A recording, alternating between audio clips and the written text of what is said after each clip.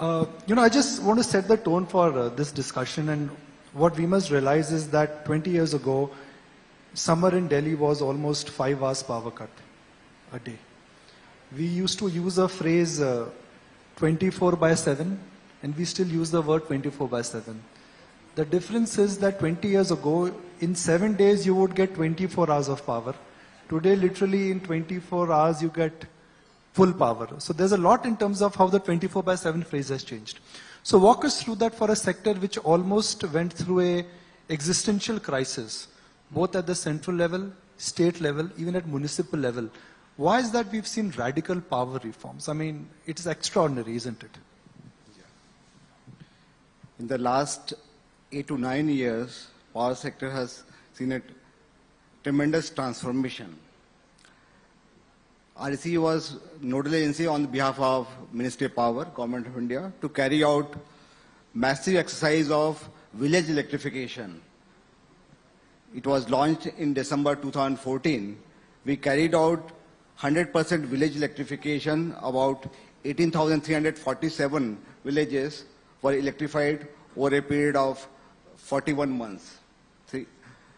And similarly, we had carried out this household electrification covering about 2.86 crore household over a short span of 18 months. We have been able to resolve the issue of universal access to electricity. At the same time, we have also been focusing on strengthening the distribution infrastructure. That's why, as you rightly pointed out, that reliability of power supply has improved tremendously. Now you won't find inverters and DC generator sets. Earlier it used to be the norm. Now it has gone away. Now the electric supply in rural areas, which was earlier about, in the year 2012, it was about 12 to 13 hours. It has gone up to more than 22 hours in the rural areas. And in urban areas, we have been able to supply reliable power supply more than 23.5 hours in a day. Okay. So now is the second part, which is that the world is getting what is called as ESG conscious. Environment, social and governance. E is the biggest challenge for us. India has, out of the top 10, 6 most polluted cities. In India, a large part of the power is still generated by thermal, which is coal, just for the benefit of the audience here. What will happen at a time when we need to transit into new sources of power, but our core dependence is still on thermal?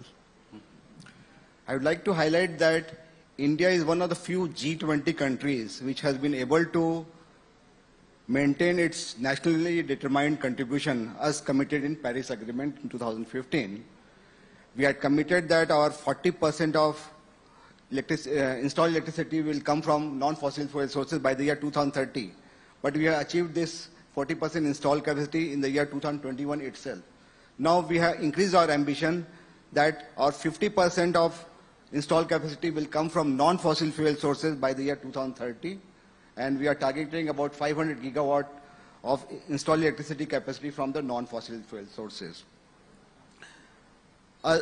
India has proudly announced in Glasgow, COP26, that will bring down our emission intensity of economy by 45% as compared to 2005 level.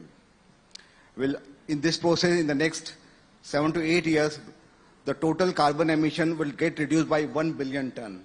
And we have also put an ambitious target to become net zero by the year 2017. So all these efforts are taking place, and India is playing a leading role in energy transition efforts all over the world. REC, Rural Electric Corporation, now it used to be a symbolic word which you used to use because your business has completely transitioned. Walk us through that. Actually, REC was established in 1969. That time it was just after Green Revolution to energize the electric pumps. Now REC's role has gone much beyond that. It became a non-banking finance company, then it became Miniratna company, then it became Maharatna company. Now last year REC has become Maharatna company. Now our focus, the REC used to be known as for rural electrification now. Now in future, as per our new business strategy, REC would be known for renewable energy. RE will stand for renewable energy. Our main focus is going to be the financing the energy transition efforts in the country, be it the solar, wind, hybrid projects, or since renewable energy is intermittent in nature, we need to have storage solution. Unless we have storage solution, we will not be able to provide the grid stability. So we are also planning to finance storage solution like battery energy storage or pump storage projects or hydrogen fuel cell projects for which research and development activity is going on. We are also targeting new areas like green hydrogen, green ammonia, and offshore wind also. That is going to be our main focus as far as REC's business strategy is concerned. Let me ask you something which is very sensitive to the stock market. And PFC and REC, they were two independent companies till the time the cross-holding was changed a couple of years ago. What happens now going forward for PFC and REC? Will they remain one? Will they be merged? There has been talk about the merger of REC and PFC, but the one basic problem is that Government of India shareholding in PFC is about 55%, and the share of PFC in REC is about 52%. If both the companies get merged, the share of Government of India will come down below 50%, it will be around 44%. It will not remain a government company. So we do get a lot of inherent advantage being a government company, plus our lending capacity also gets limited. If REC and PFC are separate company, like if you are taking any lending from financial institution, we can take 20% of their net worth. Suppose a financial institution is having net worth about 1 lakh crore. REC and PFC can raise 20,000 crore each. But if they get merged, the merged entity will be able to raise only 25% of their net worth, that is about 25,000 crore.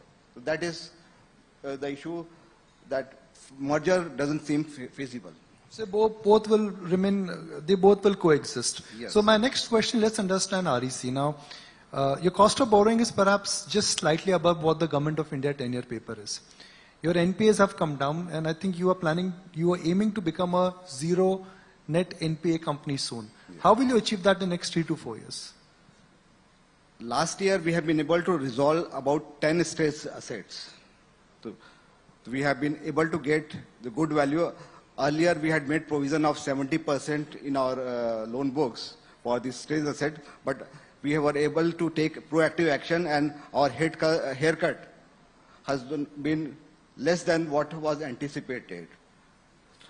Going forward, we are targeting to resolve other stressed assets, and in next 2 to 3 years, we are targeting to become net zero NPA company. So hypothetically, if I take the clock back, and this is IC 2028, and hopefully we are engaging in a similar kind of a conversation, what do you think would be the new face of REC? How much would be government, how much would be private sector, and how much would be to the non-thermal projects in terms of financing? Yeah. Right now, the financing of REC is 90% in the state sector. We have been financing 90% state utility projects and 10% in the private sector. Going forward, by the year 2028, our renewable energy share, right now our total loan books, only 6.8% is for renewable energy sector. But by the year 2028-29, our share of renewable energy portfolio will increase to about 30%. And the share of financing in private sector is likely to increase because most of the investment in renewable energy sector is coming through the private sector only. Let's just give an example, and for the house here and for the audience here. Solar power prices 10 years ago were 15 rupees per unit. Now they've come down to almost 3 rupees per unit. Yeah. And I've been told that in the next 3 to 4 years they will go down by another 80%. If you are financing, let's say, a solar project where the cost of production is decreasing, unlike thermal where the cost of power and cost of production does not increase, how would you finance these projects where the cost and the technology is always changing? Yeah. In fact, going forward, the cost of renewable energy, cost of the power generated from renewable energy sources is going to come down. It has touched about 2 rupee 45 paisa point as of now. So what we are planning to do is that we are targeting bring down the interest rate. We are targeting low cost financing from external commercial borrowing. We are targeting to get as much as low cost financing for the renewable energy sector, and will be able to match the reduction in interest rate by increasing the volume of our financing. But states still and state discoms still right now are not in a good financial state. We pretty much know that every time when it comes to managing power, when it comes to the deficit, if I may use the word power ki chori, it is still there. That is a structural problem for us. So while what the central government has done is great, some states are also leading the charge in terms of filling the void between power shortage versus power demand. In general, what is the long-term solution for this? Yeah, for distribution sector, Ministry of Power has taken a lot of initiatives in the last few years. We had brought liquidity infusion scheme. When onset of the COVID took place in 2020, about 1,12,000 crore was infused in the discoms to pay the dues of the gencos and transmission companies. Now, in the year 2021, this revamped distribution sector scheme has been launched. That is primarily to improve the financial health of the distribution companies. We are targeting to bring down the AT&C losses to about 15%.